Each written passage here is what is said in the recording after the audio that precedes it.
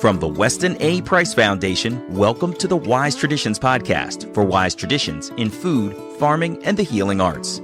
We are your source for scientific knowledge and traditional wisdom to help you achieve optimal health. And now here is our host and producer, Hilda Labrada Gore. Hey, Hilda here. We can't let this one slide. Bayer is currently working on passing legislation around the United States and various states to protect themselves from liability when customers want to sue them for poisoning them. This is episode 526, and our guest today is Kelly Ryerson. She is known as the Glyphosate Girl, and she is a woman focused on defending us from one of the most toxic, carcinogenic ingredients that we may ever encounter, and it is routinely sprayed on our lawns and crops. Today, Kelly unpacks what's going on and why Bayer, the company that makes RoundUp, is trying to pass bills in every state to protect them from lawsuits.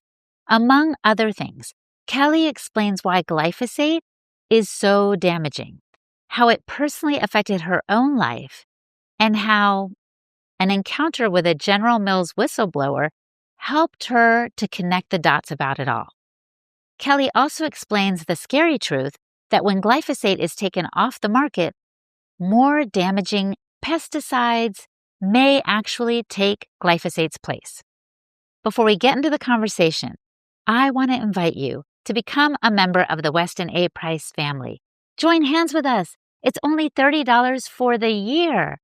Go to westonaprice.org, click on the Join Now button, and by becoming a member using the code POD10, you may be eligible to win some free gifts. We have partnered with some Weston A. Price-friendly companies who want to offer you a gift of gratitude. Along the way, you'll get the peace of mind that comes with helping us support the work of education, research, and activism. Again, go to westonaprice.org, click on the Join Now button, use the code POD10, and join us for only $30 for the year. And thank you so much in advance. We appreciate your partnership, and welcome to the family. This is Hilda Labrada Gore, and you are listening to Wise Traditions. Welcome to Wise Traditions, Kelly. Thank you. I'm so glad this is working out. Yes, me too. So I am so curious, how is it that the manufacturers of glyphosate are looking for some kind of liability shield similar to what pharmaceutical companies have when it comes to vaccines? It's shocking, and hardly anyone knows that it's even happening, and so I'm so glad you want to talk about it. This is a situation that's been coming for several years. Bayer, which manufactures glyphosate, which is the active ingredient in RoundUp, the most widely used pesticide of all times. You might have seen there are a lot of cancer lawsuits that are going on because it's been connected, glyphosate's been connected to non-Hodgkin's lymphoma. So these lawsuits keep coming and coming, and I think there's something like 177,000 outstanding lawsuits still going on. 177,000? Thousands. So it's a huge, huge problem. The stock price for Bayer has crashed. Like, they are actually having major financial difficulty at Bayer because of glyphosate litigation. They stand to bankrupt. Okay. We also have a situation where Paraquat, which is manufactured by ChemChina, which is a government-owned chemical company. Okay. They manufacture Paraquat, which is as a pesticide that's very connected to Parkinson's disease. Okay, hold on. I interviewed someone who said she got sick because she was walking barefoot in China, and she got Paraquat in her system. So it's... Oh, you know what? That's interesting. It was Nicole Masters. Now I'm remembering. Well, this is crazy because they banned Paraquat in China. But it wasn't all that. It could have happened before they banned it. And maybe she wasn't walking in China. Maybe I got that part wrong. But I do know that she absorbed it through her skin. She is the author of For the Love of Soil. And she was like, why am I so sick? And then as she started healing, she thought, isn't it interesting? My life's mission is to make the soil healthy so we'll be healthier. And yet I got sick from something that we were spraying all over the place. Oh my gosh, exactly. But so how does Paraquat enter into this story? So Paraquat enters because it's interesting. ChemChina is one of the major foreign manufacturers of pesticides that will stand to benefit from this liability shield, because these Paraquat lawsuits, they're exploding throughout the United States. So China does not allow for paraquat to be sprayed in China, but they want to be sure they can keep on spraying it here and making us sick with no liability for making us sick with Parkinson's. So hold on, they outlawed it in their own country, but they're exporting it to us? Yes, and want a liability shield for it. Oh, well, I'm sure everybody wants a liability shield. Yeah, everyone wants a liability shield. And so it's 16,000 different chemicals that will fall under this liability shield, but it is primarily driven by this glyphosate litigation and the power that Bayer, which bought Monsanto in 2018, has over basically everything that our entire agriculture system is effectively built upon Bayer's products. So it gets even more complicated. They're asking for a liability shield because they are claiming that American agriculture can't continue if we still have this liability issue. So do the judges and the people who might pass this legislation, the legislators, do they believe this argument? So what's shocking is they tried to pass it first in the Farm Bill and a different spending bill at a federal level and just make it true for all of the United States. Yeah, and it did not get through because we didn't have a Farm Bill. And it's still like they'll try and slide it in again. And, you know, that every year we think there should be a Farm Bill and they're delayed by 2 years now. So it hasn't passed with that, but it could have very easily because the Democrats, this was actually, it's a bipartisan push by certain bought out legislators that they're clearly being bribed in some way to come to bat for Bayer in the Farm Bill. Mm-hmm. And it's some Democrats and some Republicans. But overall, the sentiment was that Democrats weren't going to want this liability shield in there, but they were willing to trade more SNAP dollars for potentially having a liability shield and like negotiate that. And I'm like, that's so short-sighted. Yeah. And these are the wheeling, dealing things that a lot of us aren't aware of because they happen behind closed doors. They do. They happen behind, that's exactly it. So that didn't pass at a federal level. Meanwhile, Bayer's stock price keeps going down, down, down. The CEO, there's a new CEO and he comes out and he's saying, okay, something needs to change right now. They will not put a cancer label. This could all go away by saying has been shown by IARC to cause cancer on the side of the glyphosate bottle. It could go like they would no longer be sued because they would have warned in that case that it could be. But they don't want to put that on. They don't want to put that on there. They would rather withdraw their pesticides entirely than put that cancer label on there, which is very interesting. So it wasn't working federally. And so they now are going state by state to 21 different states and trying to pass it at a state level. And how's that going? And so fortunately, it's been a big movement and we have gotten some really passionate people, a lot of people actually from the MAHA movement that are very aware of what happened with the vaccine liability shield. Mm-hmm. And so they have hopped on and they're making phone calls. And so we got it defeated in Oklahoma and Tennessee and Montana, I believe Wyoming, Iowa. So it isn't passing there. However, right now on the desk of two governors, the governor of Georgia, Governor Kemp, and the governor of North Dakota, Governor Armstrong, they both have an opportunity to veto this bill that has already passed through their state legislatures. So it's already been approved. It's been approved. At one level. And now it's up to them. Are they going to veto it or approve it? Exactly. That's so scary. It's so scary. Didn't you have your people on the ground in those countries? Oh, yeah. I was going to say countries. In those states? In those states. Oh, yeah. They're on the ground. Well, North Dakota's hard because there actually aren't that many people. Oh. So, so that's been harder. But, people from out of state have been calling a lot. And in Georgia, there are a lot of very passionate people.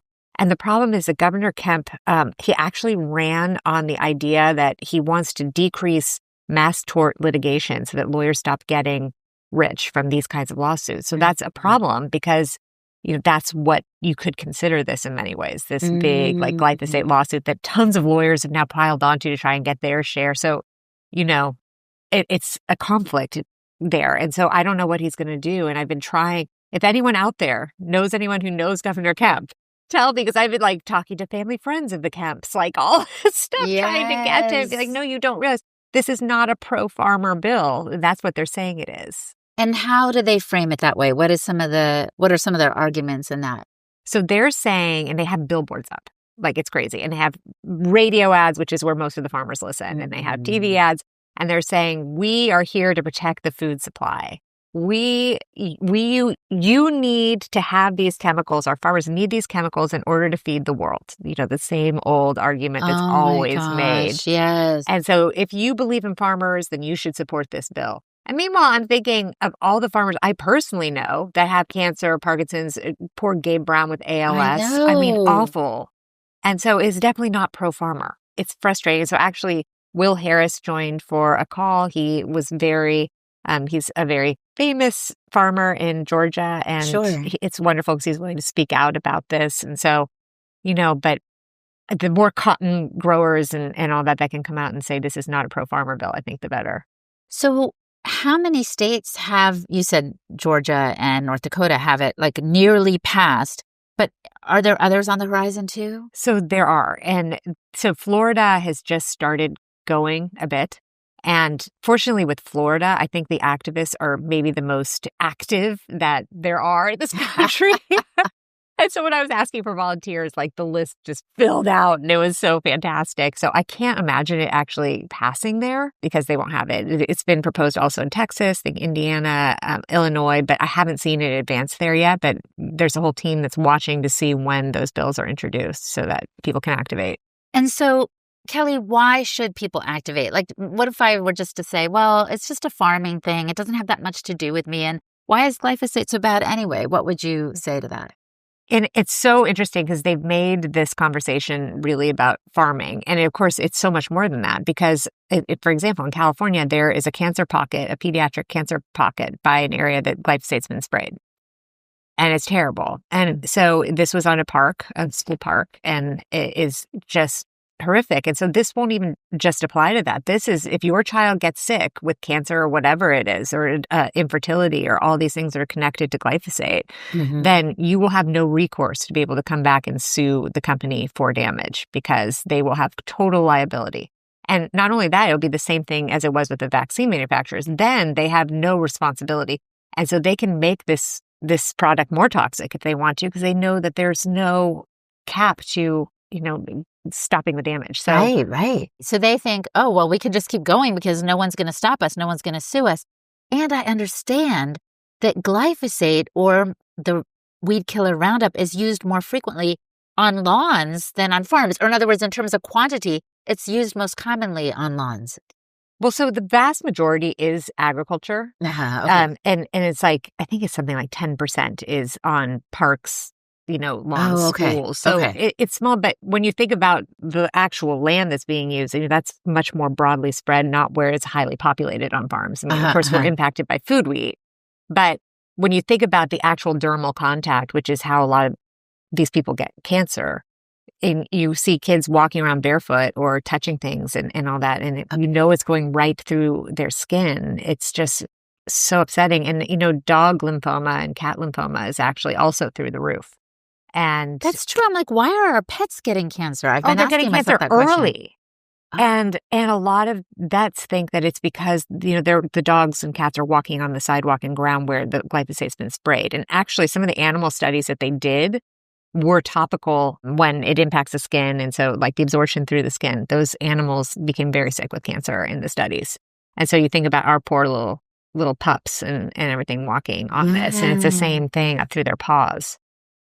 And of course, there's also, even if you're not walking in the soil, even if you're not a farmer, when we eat wheat, sometimes it's been sprayed with glyphosate, right? To help desiccate it so that it can be milled and then turned into the bread that we eat. And so people are getting a lot of glyphosate in their system. I understand that when you do a urine analysis in some families and some households, they've got glyphosate in their urine. Oh, yeah. Even when I cut out if I eat fully organically, it goes down, but I still have some. How do you know?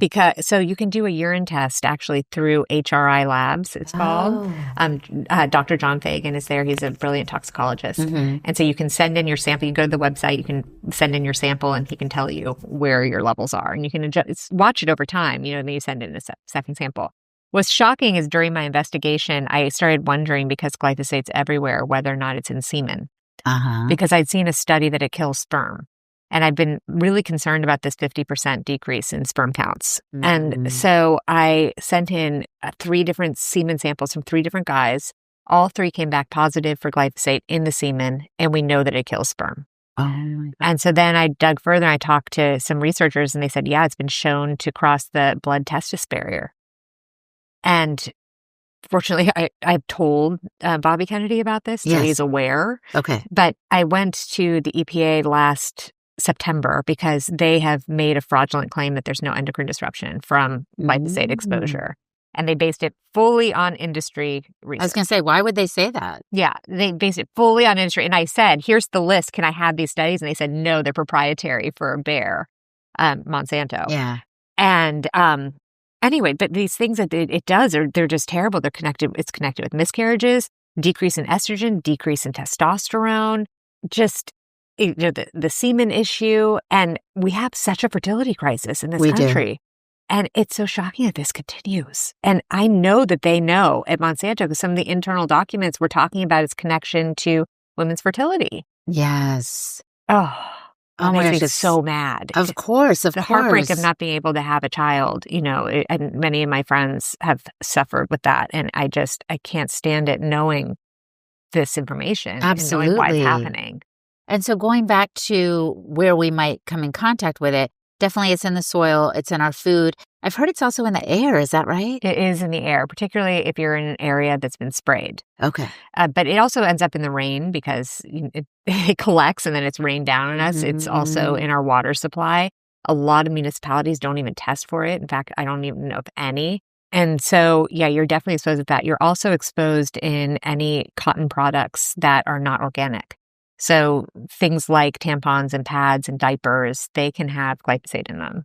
Oh my gosh, this is so crazy. I know. And I can understand your concern, but tell me actually personally what motivated you to get involved in this issue about glyphosate and this possible liability shield.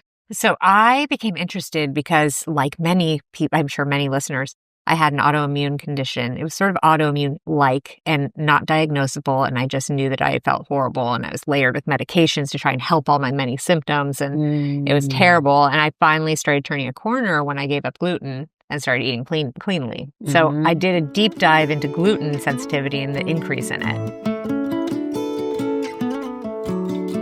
Coming up, Kelly tells the incredible story of her interaction with a whistleblower from General Mills. You're listening to the Wise Traditions podcast from the Weston A. Price Foundation. We pause now to recognize our sponsors.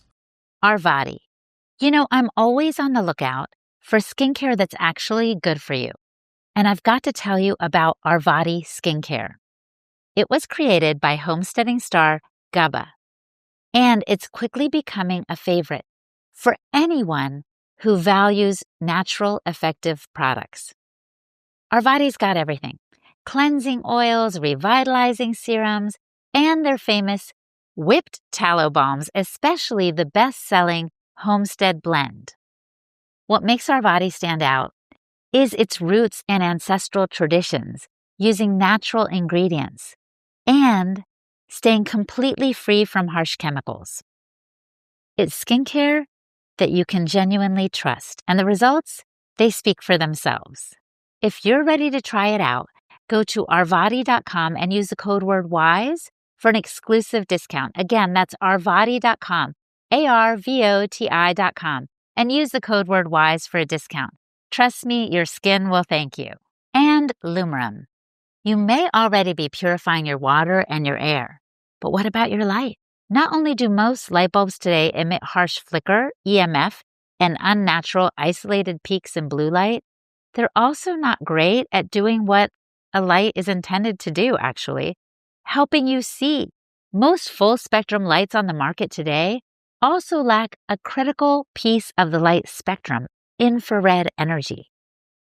They're nothing at all like sunlight in constitution, and your body knows it. Enhancing people's lives and the spaces they live in. Since it was first created in Finland over 60 years ago, Chromolux is the original neodymium glass full-spectrum light. It's a light bulb, unique, offering non-LED light. It simulates sunlight, and it purifies the whole visible light spectrum. Unlike those ordinary, harsh, and frankly uninspiring light bulbs, the Chromolux full-spectrum lamp creates a soothing, healing, vibrant space where you'll love to live, work, and play under. The light of Chromolux is equal parts healthy and beautiful, and as nourishing and colorfully pure as sunlight. The benefits of Chromolux full spectrum light are twofold. You're giving your body real analog light, which also enhances your environment and uplifts your spirit. You see better, experiencing improved clarity and sharpness. There are vibrant colors that transform your home with richer, more vivid colors and enhanced contrast. And you feel better. You feel more uplifted and creative by reintroducing color into your life. Chromolux light truly embodies the essence of seeing life in full color. See better, feel better. And if you want to feel the uplifting difference a simple light bulb can make in your life, give Chromolux light bulbs a try. Use the code WISE for 15% off your order at healthlighting.com. Again, head over to healthlighting.com and use the code word WISE for 10% off your first order at healthlighting.com. This is Hilda Labrada Gore, and you're listening to Wise Traditions. And I went to a conference at Columbia University where they were talking about this increased incidence in gluten sensitivity. Yeah. And I'm like, well, what the heck? And they said, we don't even know if it's the gluten. We think it might be something else. And I'm like, I wonder if it's something on the farm. And so I went up and asked the question, could it be something that's on the farm? And they said no. And then someone from General Mills found me at the conference and said, well, you should check it out because Roundup is sprayed on our oats, our wheat, our like all these grains right before harvest. You might want to see. Oh my gosh. But wait, why would that person tell you that? I think he was a whistleblower. Oh my gosh. Isn't that amazing? Yes. I was like, what are you talking about? Roundup, like the kinds at Home Depot we're eating? Yeah, I was like, well, don't you think that's connected? He's like, I mean, I don't know, but Oh my goodness. And so around that time, the cancer litigation was starting in San Francisco, where I live. And so I went up because I was going to protest Monsanto, and I ended up finding no protesters, no journalists, walked right into the courtroom and sat down with Bobby Kennedy, who was suing him. I was like, hi, I'm Kelly. And I didn't know who he was. And then realized no one was going to be covering it day to day. And so I quit my job at the time and I named myself Glyphosate Girl and tried to stay anonymous and wrote every day of all these horrible things that the EPA was doing in collusion with Monsanto because I knew it was never going to make it to mainstream media. That courtroom that you walked into, was that the school landscaper? Yes, Lee Johnson. Yes. Tell us his story a little bit. Remind me. It's so sad. So he was a landscaper, or he was a pesticide applicator for schools. And so in his school district in California, he would go in and apply it. He had a few accidents where the backpack sprayer had a leak. He went and washed it off. He very rapidly developed non-Hodgkin's lymphoma and a very severe, awful case of it. Did he have to, when he did that spraying, did he have to wear almost like a hazmat suit? Yes, and he had worn it, but it goes right through it. Oh my gosh. And so, yeah, and even when he washed it off really quickly after, it was too late. And so it's just shocking. And, he tried to call Monsanto during that time and to their doctor that was there and said, I think that maybe this is connected. I see some evidence that it might be connected to my cancer. What do you think? And they just didn't get back to him. And then they saw him in court. Yeah. And now everybody else is bringing their litigation to the fore because they've also been affected probably. Yes. Right. Yes. And I have lots of people who reach out to me. They're like, my parent died of non-Hodgkin's lymphoma. They sprayed it all the time. What do you think? And I mean, it's bad. Now, will this liability shield, if it gets passed in certain states, will it have any kind of way to stop these lawsuits, or is that kind of unstoppable? No, it will stop it. It will halt it immediately if these are passed. There'll be no more cancer lawsuits. Oh my goodness. Yeah. So anyone's opportunity to get any kind of recourse is gone. Right. And so what do you think? I know you don't have a crystal ball, but what do you expect is going to happen? Do you think Bayer/Monsanto is going to keep pushing for this liability shield, and even in the states where it's been defeated? Well, it's interesting because the Senate and Congress recently, not all of them, but I think it was 17 senators and probably close to 40 maybe Congress people, they just wrote a letter just last week to Kennedy, to Brooke Rollins, who's head of the USDA, and to Lee Zeldin, who's head of the EPA, and begged them not to listen to any of the activists and their shoddy science when it comes to pesticides. Wait. Not to listen to any of the activists because what? Literally, because we all present this shoddy science and it will lead to horrible health in the United States if you listen. I mean, this is what they're saying. And then so I'm like, well, this is helpful. Now we have the list of who's bought off by Bayer. Yeah. It's like so obvious. But I couldn't even believe my eyes. And this is all tied because they are now losing these liability shield things in the States. And so they're like, what are we going to do? Now we have to come back and get Congress to pressure our regulators, which in this administration, they do not have the same grip on.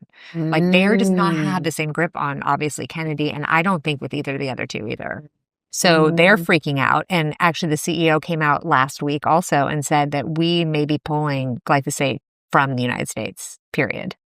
And so I was like, gosh, what happens in that case? So I've founded a group called American Regeneration, and we're working on getting regenerative agriculture different policies passed in the government. And so we were doing this brainstorming exercise. We're like, if glyphosate is pulled, what then? Like, this will actually be mayhem in this country, which they know because all the GMO seeds are connected to it. In what way? So this is so interesting. It's a brilliant system that Monsanto developed, and they are called Roundup Ready GMOs. And most of the GMOs that we grow in this country are resistant to the effects of Roundup and glyphosate. Because you want those crops to stay strong, and you just want to kill the weeds with Roundup, right? Exactly. Okay. And so you can spray a field and the crops keep growing and the weeds around the crops will die. Okay. Because they are not resistant to glyphosate. This is true for our corn, our soy, our cotton. I mean, this is going to be a really huge thing not to have glyphosate. And they know that. So it's just interesting watching this. And then going through the mind exercise, okay, let's say they did pull it because they don't want to go bankrupt. Bayer doesn't want to go bankrupt. Then what? Like, are we going to use biologicals for our soil? Like, how do we rapidly start regenerating? Because a lot of the replacement pesticides are much more expensive than glyphosate. So it would be cost prohibitive. So it's kind of a fascinating thing to watch. But do you think that's actually possible? I mean, I can't believe, I would have said never, ever, but I'm kind of wondering, maybe so. Wow. Now, my concern, Kelly, honestly, is that it will be replaced with something that's just as damaging, but we don't know it yet. Well, that could absolutely be true. And what happened is that now the Roundup product that you buy in Home Depot, they pulled glyphosate from it because most of these lawsuits are from home users. They pulled glyphosate, but the actual new toxicity of the new Roundup product is 40 times more toxic than what it was with glyphosate. What's in there now? They Do you put know? in diquat, which is a worse, more toxic pesticide than glyphosate. Oh my gosh, what are they thinking? I guess they're looking for a loophole and keep those products on the shelves. Products on the shelves. And so most people don't even know they've replaced the chemical. Right, they're just like, there's the same Roundup. It's the same bottle. They just changed one of the ingredients that's listed there, and that's it. So these people applying it on their lawns at home, certainly they're not kind of doing what Lee did. They're not putting on a hazmat suit. They're just doing it because they don't know any different. They don't know any different. They're not protecting themselves. It's what they do when they plant their spring gardens. They're like, oh, here's the thing. You see people out in shorts and stuff, and you see it blowing up. And when I see it, I go over and warn. And then, of course, I'm crazy neighbor. Oh. But I'm like, no, for real. You don't want that. Oh, my gosh. Well, and this reminds me of also, there was a big scandal some years ago about BPA. The certain chemical in plastic that people were saying was an endocrine disruptor. And now it's been replaced by BPF and BPS, which are just nearly identical in how they affect our genes. So, but this is actually worse. It's worse. It's worse. And, the herbicide that is the second most used is called atrazine. And if you don't know about atrazine, actually, it's more disturbing than glyphosate. It's banned everywhere else. We still spray it. It's in drinking water. And this is the very famous, if you've ever heard of the frogs turning gay. Yeah, I have heard of that. Okay, so that is Tyrone Hayes, who is the scientist over at Berkeley. And he found it to be so severely endocrine disrupting that there was a full, just massive endocrine disruption in sexuality. And that is why Europe banned it. And it was our number one most used pesticide until glyphosate came along. Oh. And so if that suddenly gets a boost, that's also not good because... Oh my gosh, no. But speaking of Europe, I've heard people say over and over again, I went to Italy, I ate pasta, I ate bread to my heart's content, I was fine. I come back to the U.S. and I don't. Do you think it's the glyphosate factor? So I think it's multifaceted. Yeah. I think that it's definitely, glyphosate's part of it. They are much less frequent pre-harvest desiccators. Mm-hmm. It can, until recently, you have been legally allowed to do it, but a lot of farmers didn't. Mm-hmm. Then you have a different fermentation process, and this natural drying, when you let the wheat naturally dry on the field as it should, Mm-hmm. it has time to basically become less inflammatory. But when you're hastening harvest and spraying it, it actually, the gluten itself stays more inflammatory and more damaging to our body. So a lot of times it's just as simple as that, just letting the wheat do its natural thing, as we always had until recently. Yes. I mean, I'm going to France this summer. I'm so excited because I'm one of the people, I can eat gluten there and be fine. But, we always think that we can improve on Mother Nature and make things more efficient and cost effective and all the things like, by the way it was in which, for example, we fatten cattle, but then it ends up being detrimental, obviously, to the beast and then to us. And so in this case, we're thinking, oh, let's improve on Mother Nature and let's speed up this desiccation process. And we're just messing things up. We're messing things up so much. And, this only started in 2005. And oh, really? Yeah, the pre-harvest desiccation. Oh. And so when you look at recent numbers of the chronic disease, and not just me, but many scientists are looking and they're like, this is connected. Because understand also that glyphosate is an antibiotic. So it kills beneficial gut bacteria while allowing really actually detrimental bacteria to proliferate. It's a weird antibiotic, and that only hits the good stuff. So we have this huge crash in bifidobacteria and these other very important things. And it's one of those things like, this is a low-hanging fruit. Can you change this pre-harvest spraying issue and stop it? And then it's 80% of our dietary exposure is from pre-harvest desiccation. Wow. So we would have this great 80%. gift. 80% at least. It could be more. Wow. And so you think, that would be so easy. All you need to do is get swathers back into the hands of the farmers, do it like you did in 2005. Yeah. And restore our health. Absolutely. So we're together right now because we were at the big press event yesterday at HHS where Kennedy was saying we are going to be phasing out petroleum-based dyes in our food system. I guess you're wanting to see glyphosate. Oh my gosh, I'm phased so out. wanting glyphosate phased out too. Oh, wouldn't that be wonderful? And my recommendation to them was that, can we get pre-harvest desiccation out? Is this something that everyone could agree with? Because, and I think that there might be an appetite for it actually. Yeah. Which is great because it's not touching the GMO situation that's so entrenched in subsidies and everything. Right. This is its own thing. Right. It's a separate thing. It's a separate thing. So I'm just curious, Kelly, as we start to wrap up, are there ever people who say to you, oh my gosh, like that neighbor person saying, leave me alone, girl. I know what I'm doing. I love to see my tulips come out without any weeds around them. Like, are there people who think you've taken it too far? So I'm pretty sure that I know that they think that I have. And I actually pulled out, I live in a suburb and my front lawn is not big, but I did pull it out. And now I have veggies growing. I'm the only one in the neighborhood that has that. And I have a big sign that says no pesticides. My kids are mortified, And it's like a big scene. But, there's some people that love it. And they're like, how are you doing that without, I'm doing my own little mini regenerative situation. Geez. And I tolerate weeds. I'm like, that's fine. That's part of nature, right? Which we all need to wrap our heads around. Yes. But it is hard. I'm not going to lie. Like, I have lost friends over this issue because it's a stressful thing for people to feel judged when they know what I do. And I hate that because I don't judge and at all. But I think it makes people assess what they're doing in their own yard or their own life or what they're eating. And it makes people just stressed. And I'm sure the listener can relate. I know I can. Just by making a simple food choice, suddenly the people around me feel threatened, like I'm giving them a hard time. Yes. And it's really not nice. about them at all. But, it's just for myself and staying healthy. And so, that makes me feel bad because you never want to shame other people. No.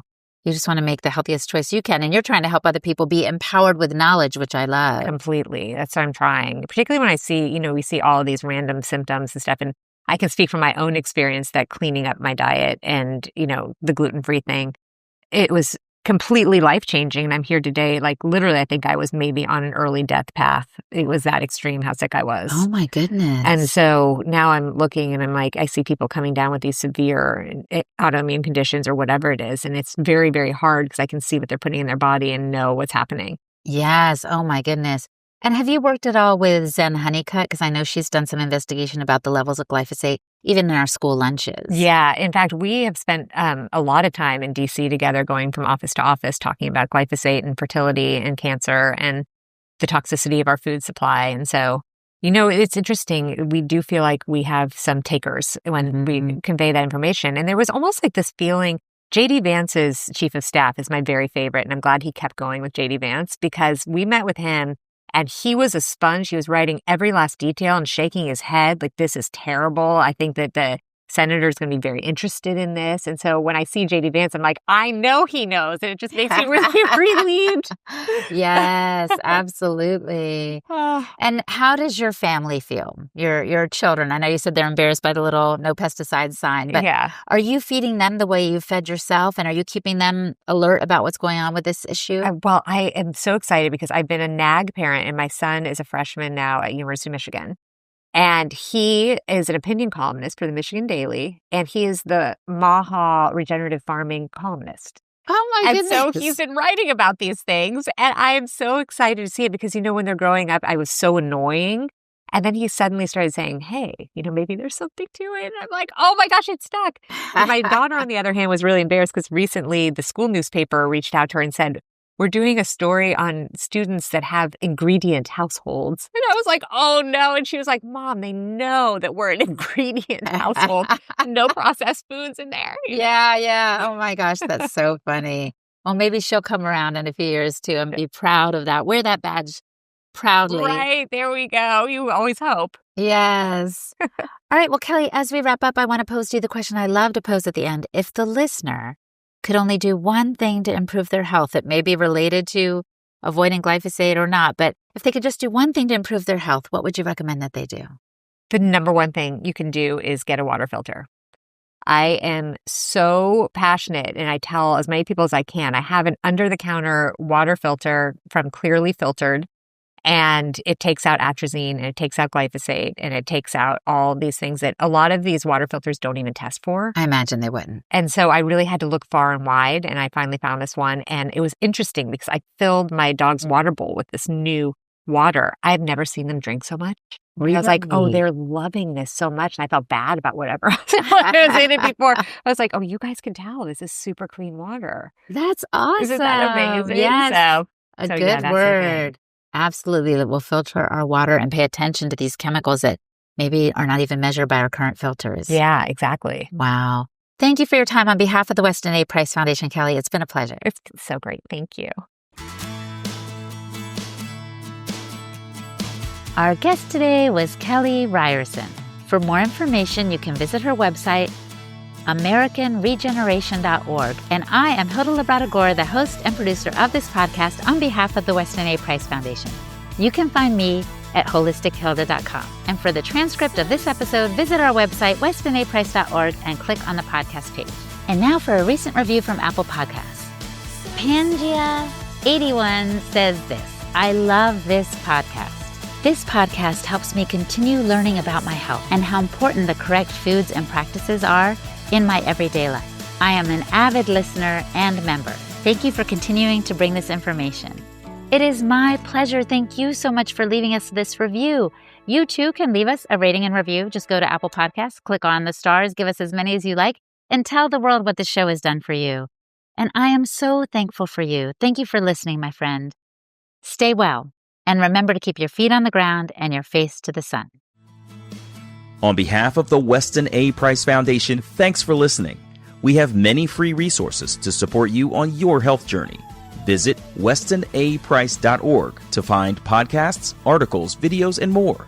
You can also find a local chapter near you for help in finding sources of great food. We invite you to support the Foundation's mission of education, research, and activism by becoming a member. Thanks again, and take care. Wise Traditions is a project of the Weston A. Price Foundation for wise traditions in food, farming, and the healing arts. The content on this podcast is provided for informational purposes only and is not intended to substitute for the advice provided by your doctor or other healthcare professional. It is not intended to be, nor does it constitute healthcare or medical advice.